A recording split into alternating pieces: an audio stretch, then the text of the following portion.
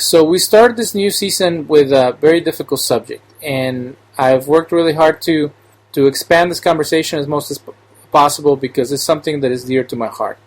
A few months back, there was a shooting, and we're going to discuss that one, but we're right now recording this show as we just experienced the latest mass shooting on the other side of Texas, opposite from where I am, and it seems that flags are now half-mast all the time around me. This makes me wonder, when is this going to end? And we need to take a deep look and examine why do these shootings happen, these atrocities that are now common occurrences in our country. We are discussing today the Poway shooting. This was at a Chabad Synagogue close to San Diego. And when a place of worship that should be truly sacred, in medieval times it was considered the house of God, a place of refuge for the weary of persecution. It's not even safe anymore to go pray with your fellow co-religionists. It's been 80 years since Kristallnacht happened. This is the Night of Broken Glass. It's a pogrom in November where Jews were attacked by paramilitary forces and civilians in Nazi Germany, and the German authorities looked without intervening. So I know there's a lot of debate of what should the government do to stop these shootings, but this is religious persecution at its best, and it's just seen as another crazy guy hurting people. When the shooter did this, there was an interesting article in the Washington Post, and I'll read it to you guys. It's in the religion section, and this is what prompted me to have the following show. It's by Julie Salzmer. It was on May 1st, 2019. The title is called "The Alleged Synagogue Shooter Was a Churchgoer Who Taught Christian Theology, Raising Tough Questions for Evangelical Pastors." Quote, "Before he allegedly walked into a synagogue in Poway, California, and opened fire, John Ernest appears to have written a 7-page letter spelling out his core beliefs. The Jewish people, guilty in his view of faults ranging from killing Jesus to controlling the media, deserve to die. That his intention to kill Jews would glorify God." Days later, the Reverend Micah Edmondson read those words and was stunned. Quote, "It certainly calls for a good amount of soul-searching," end quote, said Edmondson, a pastor in the Orthodox Presbyterian Church, a small evangelical denomination founded to counter liberalism and mainline Protestantism. Ernest, a 19-year-old, was a member of the OPC congregation.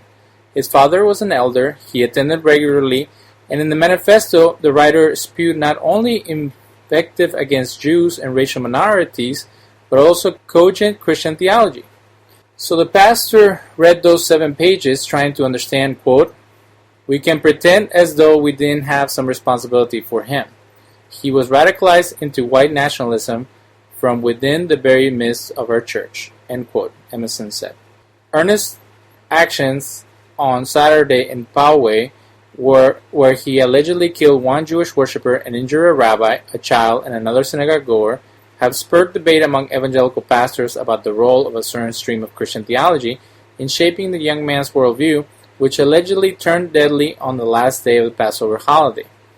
Christian leaders across denominations condemned the attack, saying violence against others and white supremacy are completely antithetical to Christian beliefs. Quote, "Anti-Semitism and racist hatred, which apparently motivated the shooter, have no place within our system of doctrine," the OPC denomination said in a statement. But while some said Ernest's background in the church has nothing to do with his alleged crime and the church shouldn't have to answer for him, others called for a moment of reckoning.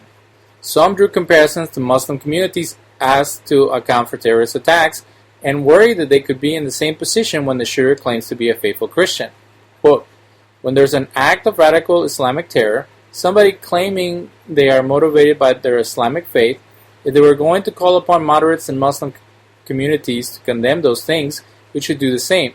I wholeheartedly full stop condemn white nationalism," end quote, said Chad Wolf, an evangelical pastor in Fort Myers, Florida, who was one of the first to join in a heated debate online about how the attack reflects on evangelicalism. Quote, "We should recognize that somebody could grow up in an evangelical church whose father was a leader and could somehow conflate the teachings of Christianity and white nationalism. We should be very concerned about that," End quote. At the church where Ernest belongs, Escondido Orthodox Presbyterian Church in the San Diego suburbs, members expressed shock and horror at the action allegedly committed by one of their own. The pastors hosted a discussion the day after the attack, after the Sunday service, and vowed to see how he could support the grieving synagogue nearby.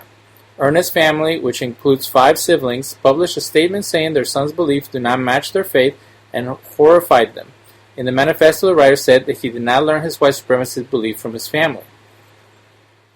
The manifesto, which circulated online after the attack and before numerous mainstream social media websites attempted to remove it, reeled off grievances against Jewish people, many of which had little to do with religion. But the writer also spoke of biblical justification and of Christian belief throughout the document. The main themes were Jews' guilt in the biblical narrative and his own salvation. Several pastors said they found the manifesto's parts about salvation significantly more troubling, because when it came to what it said about salvation, they agreed with it. So as we can see, there's a debate now among these traditionalist Christians. If you read the manifesto, it's just horrendous and ridiculous, the kind of stuff that he brings up. I am going to share it with our audience just so you know where these things are coming from. It seems Mel Gibson and Hitler would be very proud of him. I decided to get a hold of my colleague and acquaintance, Dr. Michael Heiser, who is part of that reformist church. He's also an evangelical. And I guess you can be both. And he's a leader within his circles. It just seems that he would be a good guest. We've talked about anti-Semitism on his show. Ernest wrote this as an open letter. Quote, "My name is John Ernest, and I'm a man of European ancestry. The blood that runs in my veins is the same that ran through the English, Nordic, and Irish men of old. I'm a descendant of one of the original colonists of the Roanoke, John Ernest. What happened to him I do not know, nor does anyone. But I do know that he left his wife and son, James Ernest, back in England. This son shortly after made the same daring journey across the Atlantic to the New World. From my mother's side, I inherited the blood of very wealthy Yankees, intelligent, resourceful, uncompromising. From my father's side, I inherited the blood of poor southern farmers, intelligent, musically gifted, self-sufficient. A part of my ancestors lives within me in this very moment. They are the reason that I am who I am. Their acts of bravery, ingenuity, and righteousness live on through me. Truly, I am blessed by God for such a magnificent bloodline."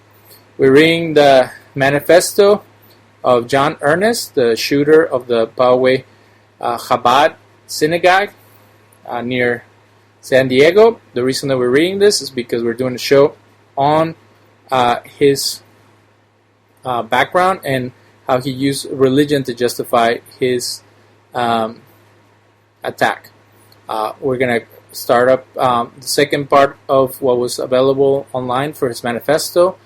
Starts off like this, quote, "How does killing Jews help in the European race?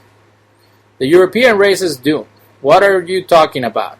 These Jews were innocent. Every Jew is responsible for the meticulous planned genocide of the European race.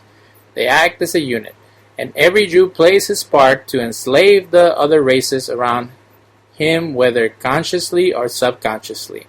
Their crimes are endless, for lying and deceiving the public through their exorbitant role in the news media, for using usury and banks to enslave nations in debt and control all finances for the purposes of funding evil, for their role in starting wars on a foundation of lies which have costed millions of lives throughout history, for their role in cultural Marxism and communism, for pushing degenerate propaganda in the forms of entertainment, for the role in feminism which has enslaved women in sin, for causing many to fall into the sin within their role in peddling pornography, for the role in voting for and funding politicians and organizations who use mass immigration to displace the European race, for their large role in every slave trade for the past 2,000 years, for promoting race mixing, for their cruel and bloody history of genocidal behavior, for their persecution of Christians of old, including the prophets of ancient Israel, Jeremiah, Isaiah, etc.,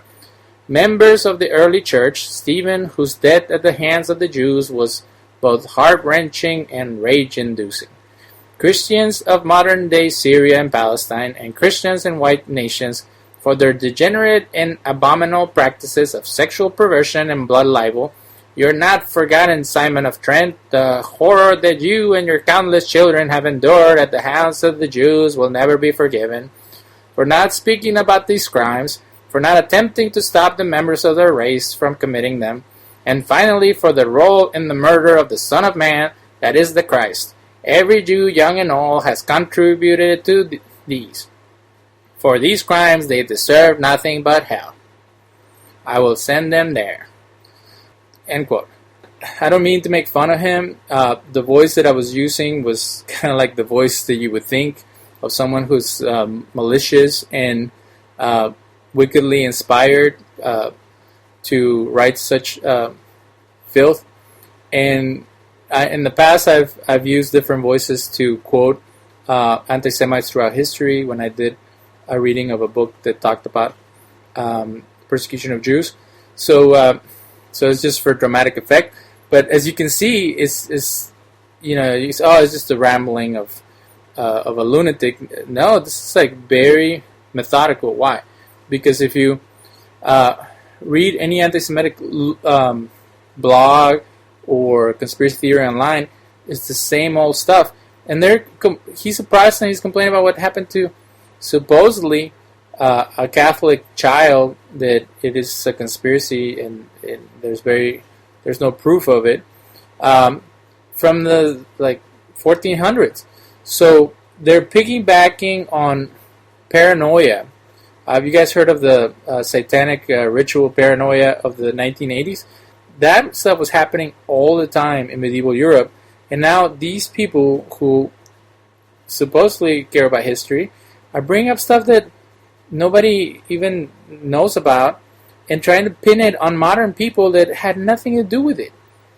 And they had been persecuted 80 years ago for similar slanderous accusations. So it's just sickening. And what I don't understand, and this is why I contacted Dr. Heiser. He's a theologian, he's a speaker. It's like, how can people with those type of mentalities be members and involved in the local churches, down the street? So I brought all these issues up to Dr. Heiser, and I want to see what you guys think about this. So if you'd like to contact us, Mystic-Skeptic@gmail.com, and let us know how I don't even know how people. What's the reaction that I expect? A certain reaction from the leaders of these communities. But so this is what I presented to Dr. Heiser, and this is how he responded. Again, we're talking about the Poway, California shooting at a Chabad Synagogue, and our guest is Dr. Michael Heiser. He's a professor of Hebrew, Bible, and Semitic language, a scholar and resident for Logos Bible Software, an author, blogger, and fellow podcaster. We thank him for participating in our show. And our topic, for those who just started listening, is how faith and religious views can affect someone's thinking to go commit a crime. On April 27, 2019, on the Sabbath, an armed young man walked into the Jewish place of worship north of San Diego and opened fire on the congregants, killing an Israeli young lady and injuring the rabbi as he was giving his last day Passover sermon. I got a hold of the suspect's manifesto, which was available on Twitter, and it was captured by someone who got it before the networking site took it down. In the manifesto, the shooter blamed Jews for the supposed meticulous planned genocide of the European race, known as the White Genocide Conspiracy Theory, which has been spread by white nationalists and we have discussed it on the show. He cited shooters Brenton Harris, Tarrant, and Robert Bowers for their roles in the respective shootings of Christchurch Mosque and the Pittsburgh Synagogue shooting. as well as Jesus, Paul the Apostle, Martin Luther, Adolf Hitler, and Ludwig van Beethoven for being the figures who inspired him to commit the Poway shooting. He condemned President Trump as a pro-Zionist traitor. He also justified his actions by including Bible quotes in his manifesto. The quotes and allusions to biblical passages are the most disturbing. So I have Dr. Heiser here to discuss this because before this happened, John Ernest, the 19-year-old, was an active member of the Escondido Orthodox Presbyterian Church, a traditional conservative Christian denomination. If mainstream Jews or Muslims had one of their community members hurt others and quote their scriptures to justify it, all America would demand accountability from these religious institutions. Dr. Heiser, is that the same for a Christian? According to the Washington Post article, the pastors have tried to make sense of this, but I just don't understand. Help me understand why this happened. I would say that your summary there includes some assumptions that are quite understandable, that the average person, I think, would quite easily make. This 19-year-old steeped in the Christian worldview. He was a member of this church. My first response to that is big deal. In Presbyterian churches, you become a member of the church, when you're baptized as an infant, and then you're confirmed at some point, usually when you hit teenage years or something like that. That doesn't mean you're listening to anything in the church. That means you go through the motions, the community rituals. I've met Jews who were, confirmed, to use a Christian term, but the bar mitzvah and the bat mitzvah. When I was teaching at UW-Madison, for instance, I was honestly shocked by this. But I found myself in a summer one time teaching a room full. It was about 40 or 50, and everybody in there was Jewish, and it was called the Senior Scholars Program. So everybody in there is about, their retirement age. And I did this for 3 summers and loved it. But the first summer I was there, I discovered that the whole, everybody in the classroom was Jewish except for me. And naturally I was doing something Bible related. I had people in that class, and I'm not kidding. I sort of wish I was, but I'm not. But I had people in that classroom ask me who Adam and Eve were. I had people ask me if there are books in their Bible other than the Torah. So that is, I'm going to use that as an analogy. You can't assume anything about what a person really knows.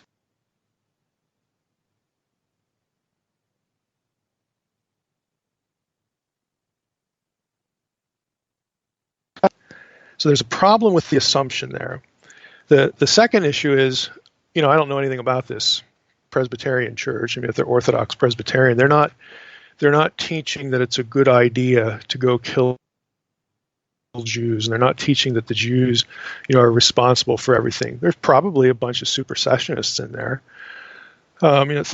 Believe the church has replaced, Israel as the people of God, and it depends how you define that as to whether it's coherent in terms of what the New Testament is talking about. But I'll tell you where this person got this. He got it from the internet. He got this from where you find it.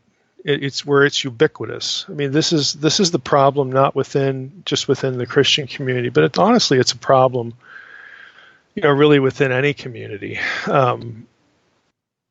The days of your parents and your religious leadership being the gatekeepers to not only what is said about their faith or their religion, but basically what is said about anything. The days of you having a small number of gatekeepers that filter the knowledge to the people under their care are over, and they've been over for a number of years. It is a wild, wild west of massive amounts of information, most of it garbage. And the worst of it is going to be the kind that takes touch points, nuggets, in the case of religious stuff, religious texts. And, they have a bunch of data points and dots, and then they connect them for you. And this is how not just religious conspiracies, specifically anti-Semitic conspiracies, do what they do. It's also how alternative worldviews, like the Ancient Aliens community or the Flat Earth community, or fill in the blank, they will look at religious texts or other documents and pull out things that are said, and then start just stringing data points together in a bunch of non sequiturs, and there you go. We have a worldview. We have some philosophy or something like that. So this is a huge problem. Again, I'm not opposed to free speech or free public access to information, but young people especially are just imbibing and absorbing just a lot of nonsense on a daily basis. And the people, again, under whose care they might be, could be completely appalled at what's really running through that person's head, but they either never have the conversation because the person doesn't want it, or if the person does initiate a conversation, unfortunately, they get dismissed. They just get told, well, don't read or watch that nonsense. The discussion just doesn't happen. There's no one there to kind of inject some sanity into what's being said. And it ain't going to get any better. I'm sorry for being pessimistic, but my view is that it's not going to get any better because it's just there. You can't put the genie back into the bottle when it comes to this thing we call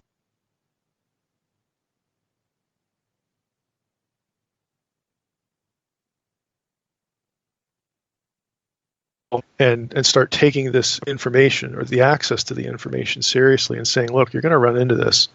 Let's spend some time. And if it has to be in church, fine, but we need to spend some time unpacking this and showing you how really terrible the thinking is and how misguided the thinking is on this, any given subject. So, I don't, again, I don't look at this person's membership, if their affiliation, that basically means nothing to me.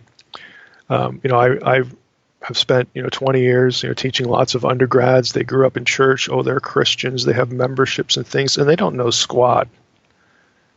Okay, you can put in a thimble, what they really know about Scripture. They know the culture. They've acclimated to the culture. They know to say the right things, but they just basically don't know a whole lot. And again, I don't know if my experience with the Jewish community in Wisconsin was anomalous, but I was shocked, maybe because they were adults. I was shocked, and I thought maybe with an older generation there would have been something more serious going on. But again, I don't know what was going on in any of their individual synagogues. I mean, I've met plenty of Jewish people that have a really deep knowledge of what their scriptures say. But again, it taught me to just make no assumptions, and then again to map over what I see coming out of churches now, just generally. They're not on a busy week in church stuff, they get maybe an hour a week. Even if you have 2 services, you get 30 minutes a pop. Okay, an hour a week out of 167. If I'm terrible at math, but the number of hours a week that are there, if you spend 1 hour on Bible stuff, you can spend 20 years there. You're not going to learn much. Chances are it's going to be a lot of repetition too, because that's another problem altogether. So the context for this, I think is unfortunately all too normal. But I think where this person is getting the information and the terrible thinking, I think is pretty obvious what the source is. I think that's the internet.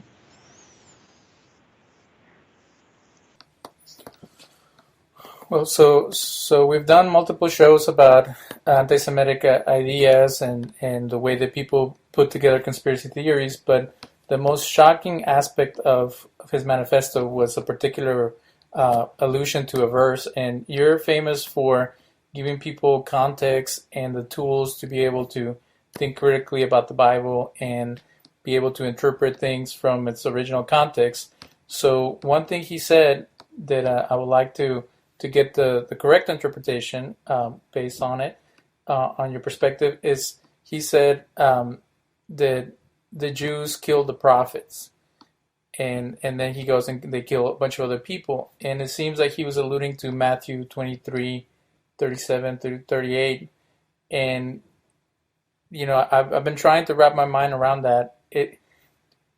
Well, I could be a bit sarcastic here, but I mean, I want to treat this person seriously. He probably did get it from Matthew. But the question to ask is, where does Matthew get it? And the answer is the Hebrew Bible. I mean, the historical books of the Hebrew Bible are full of what, you know, scholars would call the prophetic critique of fellow Jews.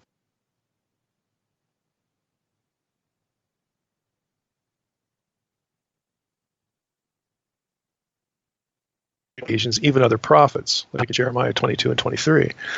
The Hebrew Bible is filled with, you know, if you'll pardon the bit of an anachronistic term here, but it's filled with Jewish leaders being critical of other Jews.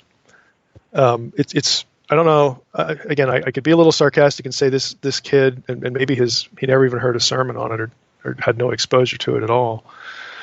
But chances are he probably never read the historical books or had anybody teach him the content of the historical books or the prophets, because that's where Matthew gets this. He's not making this up. Matthew isn't. You know, he's drawing on a track record of, you know, of violence, you know, of Jews against Jews, and it worked. You know, it could really work both ways. You know, all the way really from the period of the Judges, all the way, you know, through the divided monarchy. You could have apostate Jews, you know, Jews who were, you know, worshiping other gods or something like that, killing off the prophets. But then you also have, you know, judges, you know, raised up to get rid of the bad guys, like, you know, Jehu or something like that, or one of the judges in the book of Judges. And they do the same thing. So the Old Testament, again, the Hebrew Bible is just filled with this. So to say that this is Matthew, on one hand, yeah, Matthew does allude to this. But the question to ask, again, is the one that few people ask. Where does Matthew get it? The answer is the Hebrew Bible. Now, does that mean that either the Jewish community, you know, would be justified today in dealing with its opponents, you know, with violence? No, because for one thing, we're not a theocracy.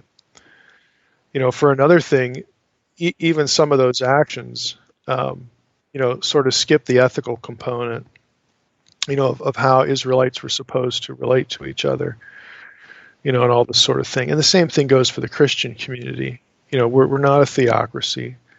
The theocracy, as I speak as a Christian now, someone with the New Testament in mind, and the New Testament draws consistently on the Old Testament, including for this thought.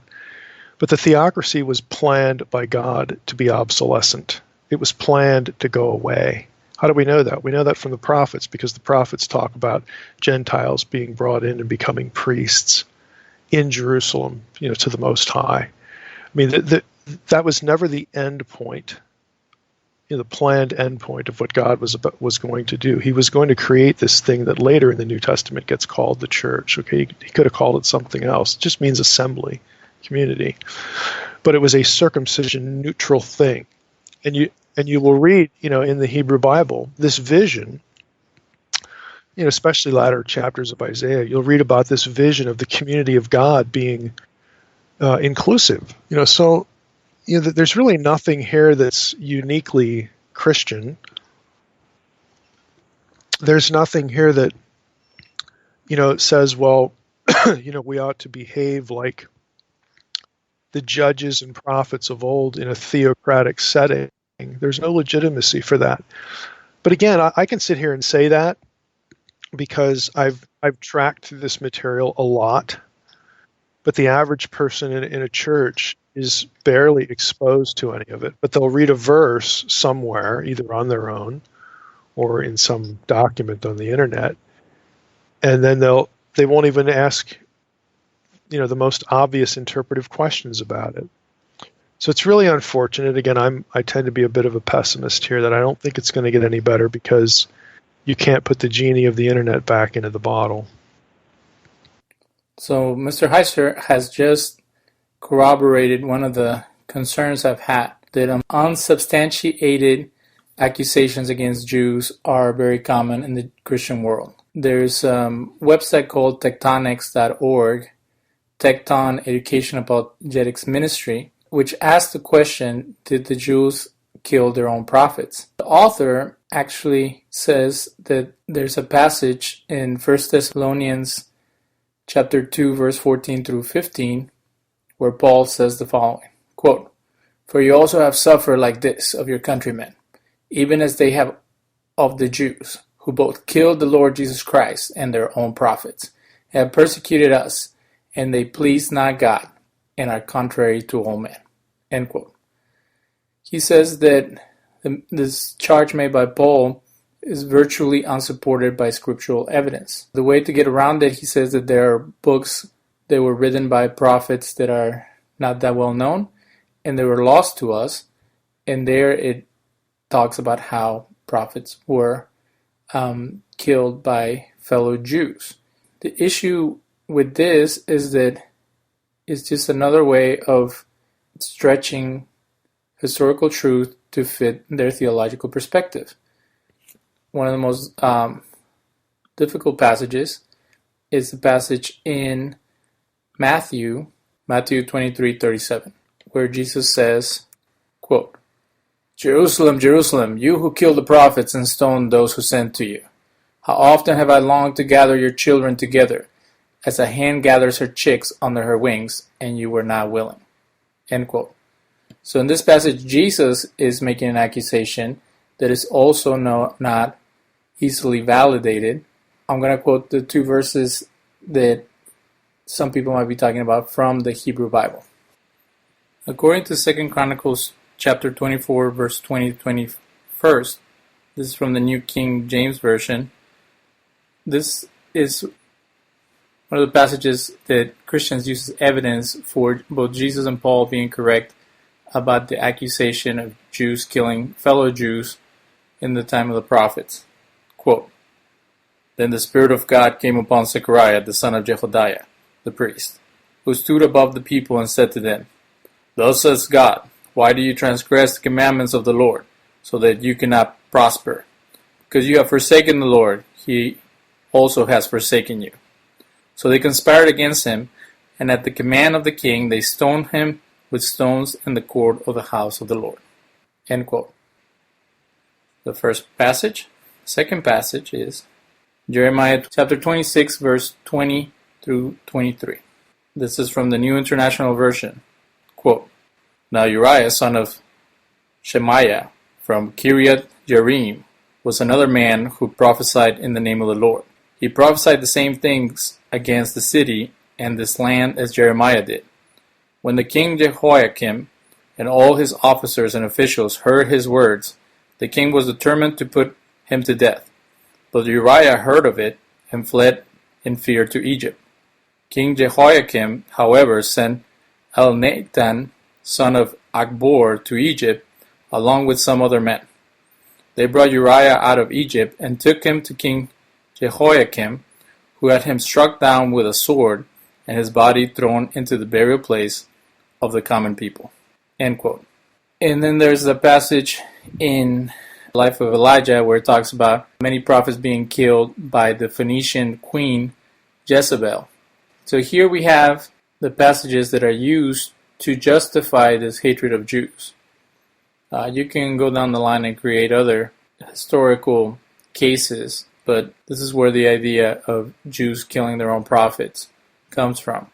I don't think it's a fair accusation, but it is a theological one made by Christians and by this individual that we're talking about. We now return to our interview with Dr. Michael Heiser regarding the Poway shooting that happened at a Chabad Synagogue in May, and we're trying to figure out how is it possible that a church member and faithful Christian could have committed such a crime. The issue is this, it happens with the Muslim communities. The Muslim community would say, well, we're not teaching that people should do destructive things. They are taking their writings and interpreting them by themselves. But the question always goes back to what is... That's a little bit misleading on the part of the Muslim community in this respect. And I know not all Muslims are theocrats. I mean, I follow some on Twitter that I really respect that are trying to be voices of sanity and reason, and like Zudi Jas or somebody like that. It's a little misleading in that the difference is that you do have a significant wing of Islam which is theocratic. They want a caliphate. Okay, so the Quran is not this neutral document that nobody in organized Islam thinks this way. No, actually, a lot of people do. Even if it's 5%. I mean, it's just a numbers game. I'm making these numbers up now, but I'm sure it's more. But if there's 100 million Muslims in the world, I'm sure it's closer to 1 billion. But I'll lowball it. 10% of that is 10 million. Half of that is 5 million. That's a lot of people. It's not quite the same. I don't know any group in Christianity other than the white supremacist group, which again, this is a conspiratorial hermeneutic that really isn't born out of the New Testament. The New Testament is used for ammunition, but I don't know anybody in the organized Christian community that other Christians would say, yes, that's a Christian denomination, that, says we should be, harming or harming Jews or being anti-Semitic. There are passages in the New Testament. We could talk about a few of those if you want. But on a denominational level, it's not really the same as what the Muslims have to deal with, because the small percentage they are theocratic. They do want a caliphate, and if you're a fellow Muslim that disagrees with you, they will kill you. And so there's a serious intimidation factor. Even the Muslims who just want to live their life. They're like anybody else. They're afraid, and it's hard to blame them if they're living in a culture where they don't have certain legal protections or some kind of protection mechanism. It's hard to. It's understandable that they could remain, silent, even if they're a silent majority, and let the theocrats do their thing. So it's not quite the same thing, even though that sort of religious equivalence or cultural equivalence, is often made. It really isn't quite. It's not really the same, and it's that theocratic element. I feel that we miss each other sometimes when we come from different perspectives. My dialogue with Dr. Heiser started before this conversation that is being played today. We started emailing regarding this because he had a sincere interest in finding out about what this accused shooter had to say or what his manifesto said. So I sent him a copy of it, and he responded in relation to where would someone get these type of ideas. For Christians to say that someone who holds these strong views must be a white nationalist or some type of neo-Nazi, it's interesting because they consider themselves Christians, and if you read the literature of the New Testament, both the Gospels and the letters of Paul, the response from Christians is always like, well, they're Jews themselves, so if they criticize other Jews, that's part of the game of being involved in religious discussions. Dr. Heiser claims that this individual, Ernest, was filtering the New Testament through a 19th century racial theory and the Protocols of the Elders of Zion, which is a forgery. Some of his ideas come from an author named Paul Haupt, pre-Nazi author from the 19th century, who was an anti-Semitic biblical scholar. So this has been brewing for a long time. This long discussion that I've had with Dr. Heiser always goes back to there's theological differences between Christians and Jews regarding our understanding of the Bible. And the type of fanaticism that leads to this type of hatred and bigotry is the one that starts seeing people as other and hating them for their supposed views, because it's assuming the Jews are as organized as they claim and that they all have similar perspective. And when Christians misunderstand the Jewish community, they create a false narrative that leads them to these ideas. Christian authors, ministers, missionaries are often ready to attack Judaism with only a surface knowledge of this vast tradition. So we go back to the interview with Dr. Heiser. I'm sorry, Dr. Heiser, but it's not the same now, but it has been the same throughout the centuries, because the same Bible verses that this young man was using have been used by inquisitors, by Catholic fanatics, by Protestant fanatics, by people through the century. Yeah, and I would use those terms as well. I am one. Again, I don't care what label you take.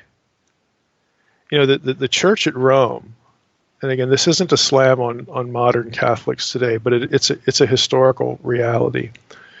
The church in Rome, they weren't doing theology. Okay, they weren't doing exegesis of the New Testament and poring over the text and wondering what it says.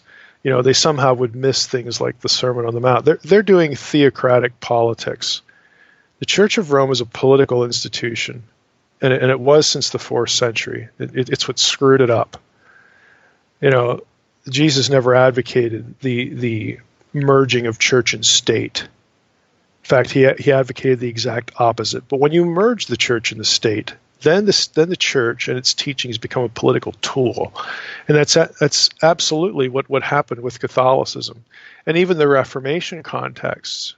Calvin's Geneva, Luther's Germany, because they derived from a Catholic context. This is what even in a Protestant Reformation context, you have a lot of this happen.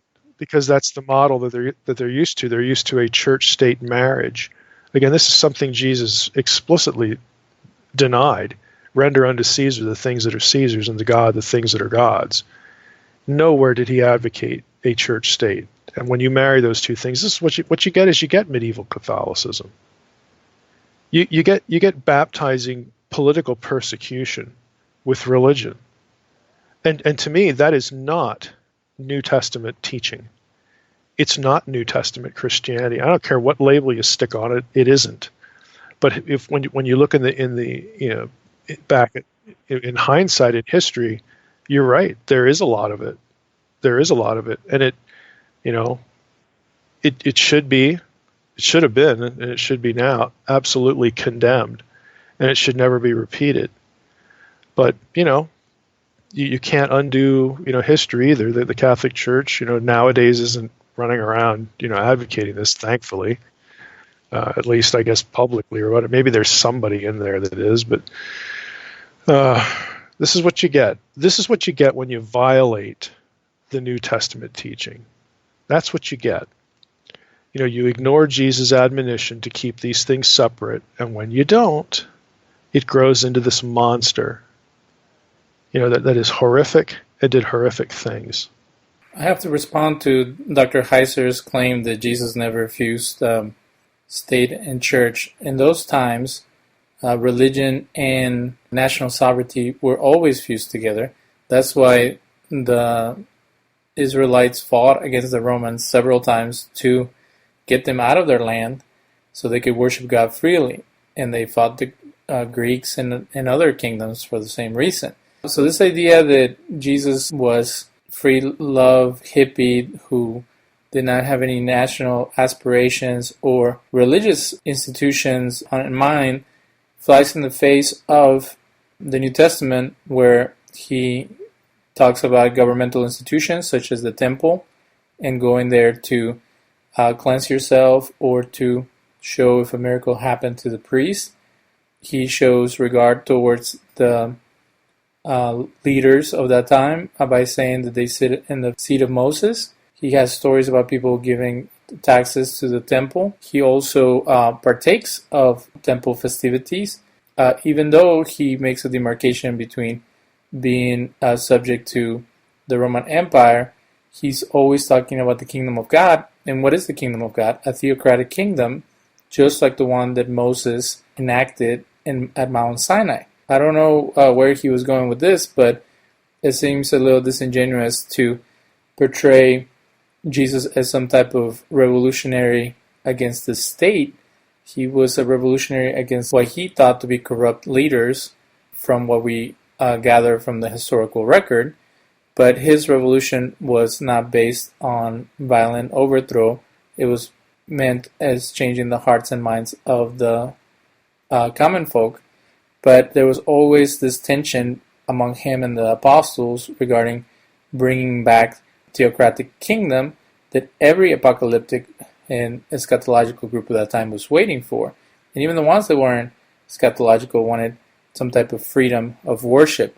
The Christians, the Muslims, and the Jews of today are looking back at an idyllic time when either King David, Jesus, some type of Messiah, or descendant Muhammad, or other religious figure can regain what has been lost through the centuries, God being supreme and the people partaking of the worship of God in some type of monarchic political reality.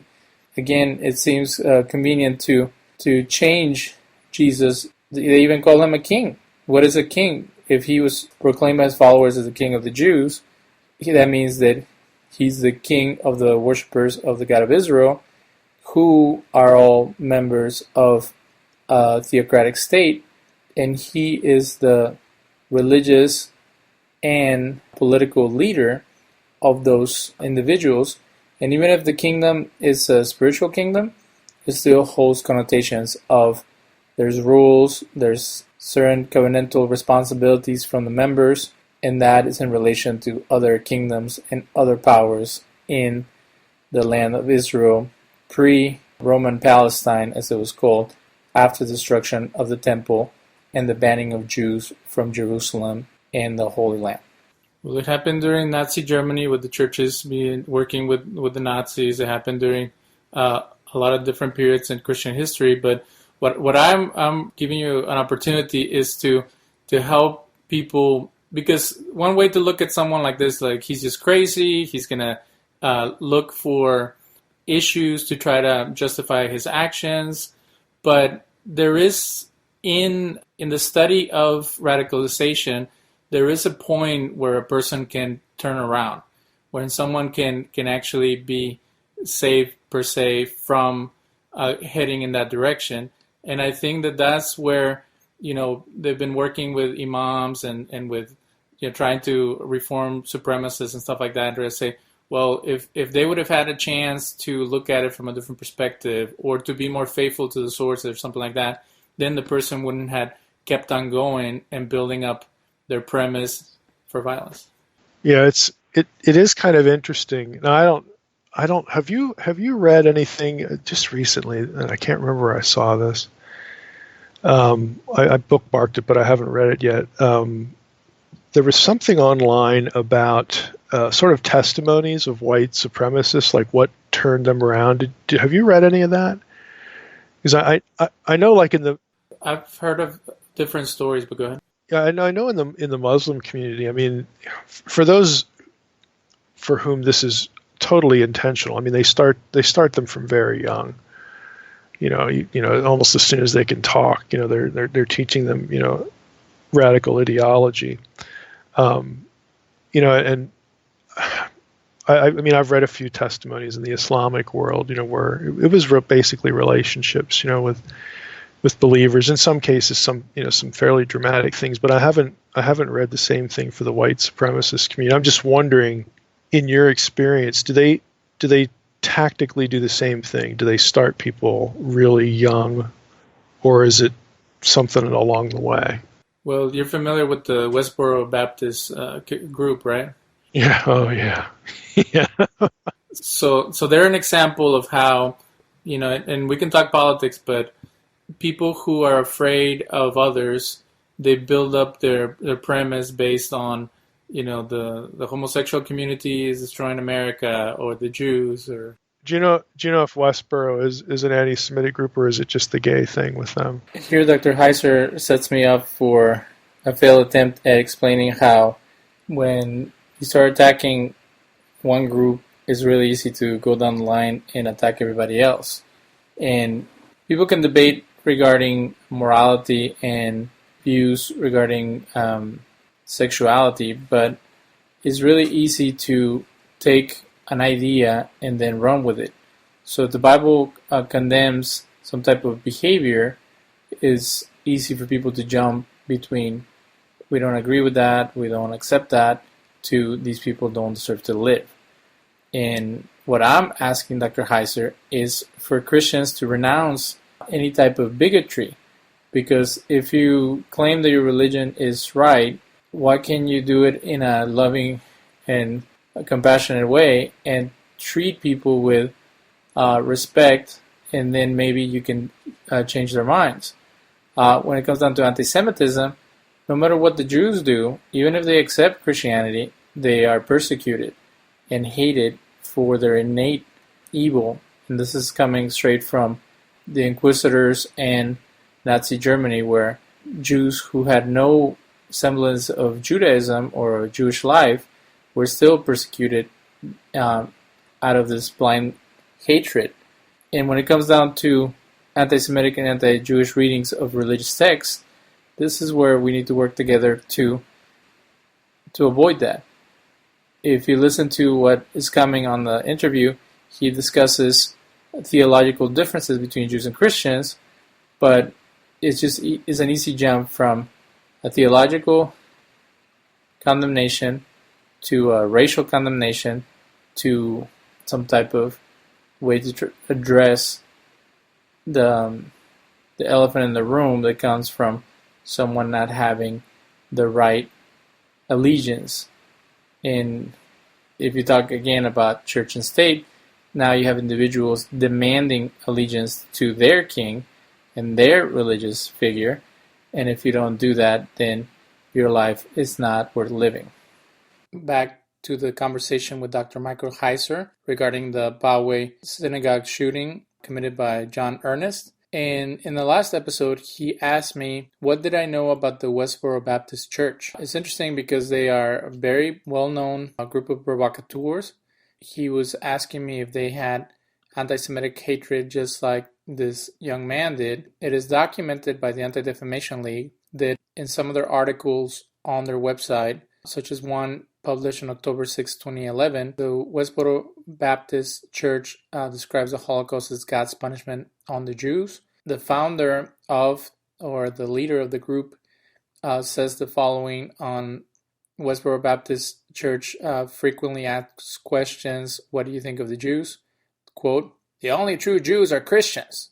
The rest of the people who claim to be Jews aren't, and they are nothing more than typical impenitent sinners. The vast majority of Jews support, derogatory term for homosexuals. In fact, it is the official policy of Reform Jews to support same-sex marriage. Of course, there are Jews who still believe God's law, but most of them have even departed from that. It doesn't matter if you're a Jew or Gentile as long as you believe in Christ. End quote.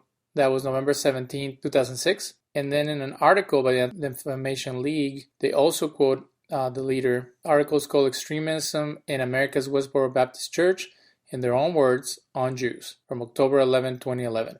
Quote, homosexuals and Jews dominated Nazi Germany. The Jews now wander the earth, despised, smitten with moral and spiritual blindness by a divine judicial stroke. And God has smitten Jews with a certain unique madness. Jews thus perverted out of all proportion for their numbers, energize the militant sodomite agenda. Jews are the real Nazis. End quote. We later discuss how it's theologically acceptable to condemn different groups. But again, I'm trying to get to the point of, can the Christian community make sure to condemn people like them so then there's no confusion? People know that Westboro Baptists, anti-Semitic groups, white nationalists, Ku Klux Klan, and people like that are offshoots, heretical or unfaithful witnesses to the Christian message, and that it's unacceptable to hold those views. It's taken a lot for major Christian denominations to make those statements, and there are some that are now being couched under political rhetoric, some negative views towards Jews. We return to our interview with Dr. Michael Heiser regarding what could cause a devout Christian to hold so much hatred in his heart and hurt other people because they don't believe what he does. And we're talking about the Poway Synagogue Shooter, John Ernest, and this happened in April of this year. Well, some people, this is my issue. Like you were saying that the Catholic Church became this monster, but the traditional Catholic Church is actually very consistent with their theology. Their theology teaches that unless you believe a certain way, you are going to hell. And then the people that they see as the enemy are the ones who deny that. So the first ones in line are the Jews, then the pagans, and then everybody else. So in the same way, a Westboro Baptist group. Right, but there's not an advocacy to send people to hell by killing them. I mean, you can disagree theologically. A Jew, and again, some of the Jews I know would certainly, put the hand up in the air here and say Mike is just completely nuts and he's misguided. I understand that, because of, the person of Christ and whatnot. There's a fundamental disagreement there. But they're not looking at me, thinking that I deserve some sort of physical punishment for it. So your question takes an obvious thing that yes, there are diametrically oppositional views here. And in the case of religion, it can be, it doesn't have to be, but it can be this heaven or hell question. Okay, that's true. That's transparently obvious, but your question, the way it was worded, sort of assumes that there's an advocacy element that attaches to it, that we've either got to send the opposition there or they deserve some physical punishment, like we want this to happen to them, and I hope we get to be the ones to do it. Let me give you an example from history. So my ancestors are Jews from Spain, and the Roman Oh wow! Well, there you go with the Inquisition. I mean, your ancestors would have suffered greatly. Right. So the Roman Catholic kings said we can't have the Jews around because they're being a bad influence to the Jews who were forcibly converted to Catholicism, and then they created the Inquisition to hunt down heretics who they saw were returning to Judaism. So it was a life or death. Right. Because and why did they do that? Because they married the church to the state. And so the solution to that is to actually pay attention to and live by New Testament theology, which says you shouldn't marry the church to the state. But again, once you do that, and by the time, that time period, I mean, you've got centuries just built up, accrued to this unbiblical thing. Okay, let's just call it a non-New Testament thing. It does have a life of its own. People don't know any better because the Catholic Church also, forbade the independent study of Scripture, where somebody might find out, hey, we screwed this up. So again, these are all historical realities. That's again certainly obvious, but what they are is they're not New Testament theological realities. They're not something that derives from a careful study of the text. There's something that derives from history, from the notion. And again, I'm not saying it was sinister at the beginning, because Christians were persecuted a lot. Oh, isn't it great that Theodosian, legalized Christianity, made it the official religion? Now we don't have to worry about our kids getting sold into brothels anymore. And I get it. I get it that would have been a good thing, but there were just people who again ignored the admonition of Jesus to keep these things separate and married them. And now we have to live with the results, whether it be a historical perspective or somebody that's imbibing in the same thinking now. It's a terrible thing. But what someone does, in the name of their religion, doesn't have to be an accurate reflection of what, in this case, one of their sacred books would say. What it takes is it takes influence, it takes power, By the historically speaking, you got these two things married. If you want to, live, eat, have a job, get married, have kids, and not be living under tyranny, most people are just going to go along with that. And again, when you take the knowledge source away, that you forbid people from actually, reading the scriptures, whether they can, assuming they can read, but, the Bible was on the list of forbidden books, at one point in Catholicism. When you do stuff like that, your interest is not in people learning the New Testament. Okay, your interest is you listen to me, and we're going to maintain power. And this is what you're supposed to believe. And if you don't believe, we're going to excommunicate you, because we've taught another false doctrine, that the church is the dispenser of grace. The church is the one that sends you to heaven. None of this is New Testament. These are all power mechanisms using, again, in this case, the New Testament, to create a political theology. And unfortunately, it worked pretty well, and it's been around for a long time. And this is one of the sort of extreme results. Thankfully, not so much anymore, but still, yes, it does happen. Like with, again, the guy you opened the show with. But it's just awful across the board. It's awful thinking.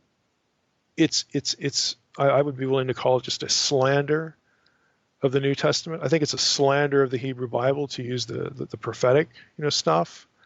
What's going on during the monarchy and the divided monarchy.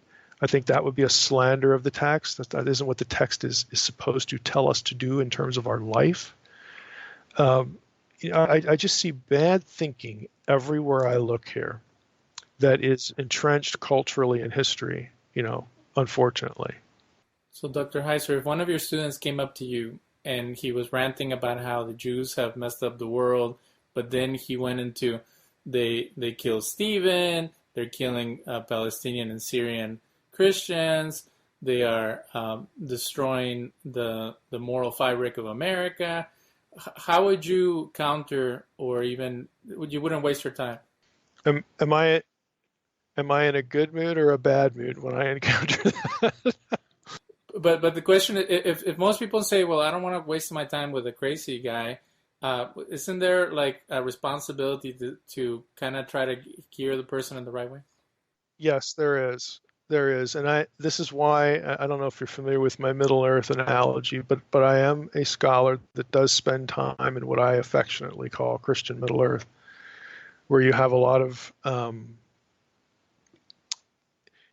misguided thinking. It's not all equally bad or equally tortured exegesis, but there's a lot of goofy stuff. And I've spent the better part of 20, 25 years in that for that reason. Now, I don't spend all my time there because it would probably make me unhinged. It's just the kind of place that when I visit this sort of world of popular Christianity that gets fed off the internet. It's one of those do I laugh or cry kind of experiences. But I'm in there a lot because I do think scholars generally should serve the public interest, and in particular, this is destructive. When you see something destructive going on, yes, you have a moral obligation to try to disabuse this person as well as you can, of terrible thinking. And in this case, it's very obvious to see, where this can lead. So we should be doing that. But you're also correct. Most of the time, it just gets written off to the periphery. We got a bunch of crazy people out here, and I got better things to do, or I can only have an impact on one crazy person. What good is that going to do? Again, these are just excuses. I really do think that we should, again, be doing what we can in whatever place we're at, whatever our station is, to try to do something, and in my case, I have a YouTube channel. I mean, we try to bite into, again, the crazy topics. I do a little bit of podcasting about it. I do interviews on weird shows, like Coast to Coast AM and stuff like that. I've been doing that for 20, 25 years. And yes, I probably want to cry more than laugh. It's very frustrating. but I think we still need to at least take a shot at it. Just try to do something useful here. And the reason we're taking a shot at it right now is because going back to the example of there's a documentary where they have a white supremacist chaplain who prays with the men before they go and protest. And we had the Charlottesville situation a year and a half ago, and then now there's people who are piggybacking on each other. Going back to the struggles with the Christendom as a theocratic kingdom, a lot of these shooters are saying that they're reclaiming the legacy of Christendom, and that they're the new crusaders, and that they're the new founders of. Mm-hmm. All right, let's revive and restore what this terrible idea of marrying the church and the state. Now, they don't put it that way. They think it's a great idea, but that's what they want. They want to marry their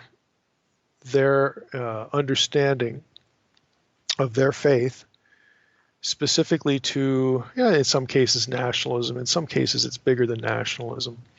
It's more ethnic driven or whatever, racial theory, this and that.